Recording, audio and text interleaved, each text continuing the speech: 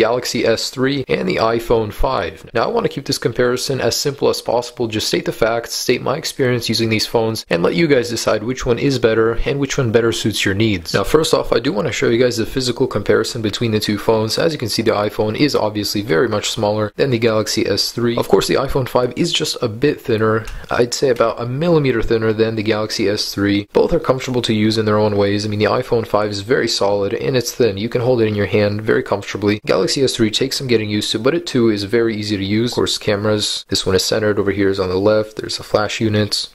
On the bottom, here's a dock connector, and the 3.5mm headphone jack on the Galaxy S3 is on the top, while it was now moved on the iPhone to the bottom. Of course, on the left side here are the volume buttons, and there's a rocker, which basically turns off all sound on your phone, and over here is the SIM card tray, while the power button on the Galaxy S3 is on the left. Besides the headphone jack, there's nothing else on top. Now, of course, the first thing you will notice picking up these phones is that the display on the Galaxy S3 is just monstrous. It's huge, 4.8 inches diagonally, whereas the iPhone 5 is 4 inches diagonally, and it just towers over the iPhone 5. The resolution is 720p, which is a full HD screen. While the iPhone 5 isn't quite there, the resolution is just a bit lower. You will notice that things are sharp, and that's because the pixels are slightly more concentrated on a smaller display, meaning things will look just a bit sharper. You guys will notice that the iPhone 5 has better color saturation than the Galaxy S3, and that's because Apple has improved the Retina display. It now features even better color saturation and supports more colors, and the LCD and digitizer are now one, so there's less glass separating you from that beautiful display. On the Galaxy S3, it does have a Super AMOLED display, which means you get amazing dark colors, so blacks will really look black, and the darker the image, the better it looks. Now, if you guys are looking for build quality, the iPhone wins hands down. It's not an opinion, it's a fact. It's made of aluminum, it's made of glass. There is no plastic on this phone whatsoever. The Galaxy S3, however, is made entirely by plastic, and surprisingly, it even weighs heavier than the iPhone, which is aluminum and glass. It's 133 grams, while the iPhone 5 is 112, and it's just so light compared to the old iPhone.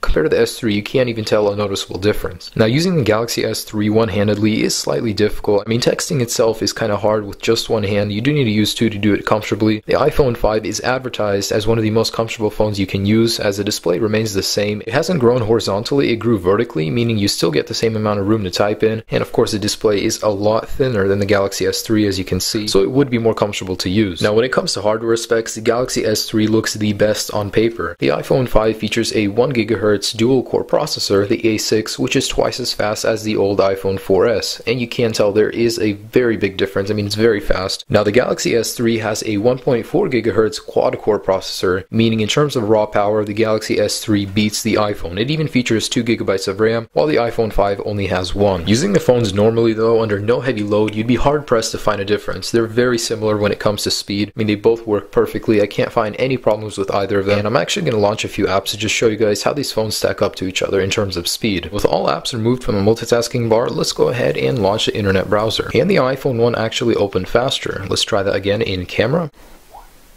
Once again, the iPhone camera is open faster than the Galaxy S3. Let's go ahead and launch a couple web pages to see which load faster. Yes, these phones both are running on the same Wi-Fi network, so let's go ahead and go to Apple's official website at the same time.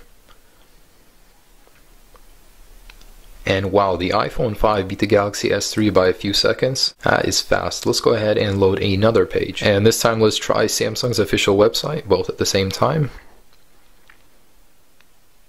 And the iPhone loads pictures already faster before the Samsung. As you can see, it loaded much faster. There's a huge difference in the internet browser between the iPhone and the Samsung Galaxy S3. And that just shows you guys hardware specs aren't everything. The actual usability of the phone actually determines whether or not it's better. And I'm not saying which one is better, I'm just saying hardware is not everything. Now, the Galaxy S3 dominates in battery life. It gets 11 hours over the 8 of the iPhone 5, meaning that's a 3-hour increase. And for the couple of weeks that I've had the Galaxy S3, the battery has been outstanding. I could easily go 2 days on it. And the iPhone 5 battery is still very good, just not as good as the Galaxy S3, especially under heavy usage. Now let's talk about what each phone can do that the other doesn't. Of course, both feature 4G LTE connectivity, but the Samsung Galaxy S3 has NFC, near field communication, which is very useful on the phone. I really don't know why Apple didn't include that in the iPhone 5. The S3 does simultaneous talk and data on Verizon where the iPhone doesn't. The battery on the S3 is removable, and the storage is upgradable, which means you don't have to pay upfront more for extra gigabytes on the S3. There's numerous software enhancements such as the Palm Touch, Smart Alert, Turn Over to Mute, Shake to Update, and Tilt to Zoom that set the S3 far apart apart from the iPhone in terms of software. Now, the one part where the iPhone 5 excels is the fact that it has such amazing support. Apple does a really good job when rolling out updates, as it updates all devices at the same time. For the Galaxy S3, each carrier has to decide which update to roll out. Jelly Bean is an amazing software. However, the S3 is still deprived of this better battery life, better speed, better everything enhancing software update just because the support is not as good as the iPhone. And there's apps in the Play Store that don't even support the S3 because of the wide ecosystem of Android phones that it does take a while to get to the Galaxy S3 and other new Android phones. So definitely the iPhone 5 has an advantage in terms of support over the Galaxy S3. And I did save my favorite for last. The cameras on both phones are great. I do have to say I like them both. However, for me, the iPhone 5 camera performs better in low light, and the image stabilization is by far better than the Galaxy S3. I mean, you can really be shaking, and the image stabilization is so good that you won't detect any of that in your video. And I will be putting up comparisons very soon in a separate video. I do want to go in depth in that, but in this video, for the sake of time, I will say that the low light and image stabilization on the iPhone 5 is better than the S3. And I have noticed that the Galaxy S3 colors in its video are a little bit more realistic than the iPhone 5. Both are great, however. Now, what it all comes down to is personal preference. Do you want the elegant and refined iPhone 5 or the powerful and huge Galaxy S3? It really is up to you. I just wanted to show you guys this video, a comparison between the two, to give you guys a basic idea of what you're up against if you're in the market for a new phone. I do hope this video helped you decide, maybe give you a little insight which phone is a little more for you. If you could, please like and favorite. It does help me tremendously. If you have any questions or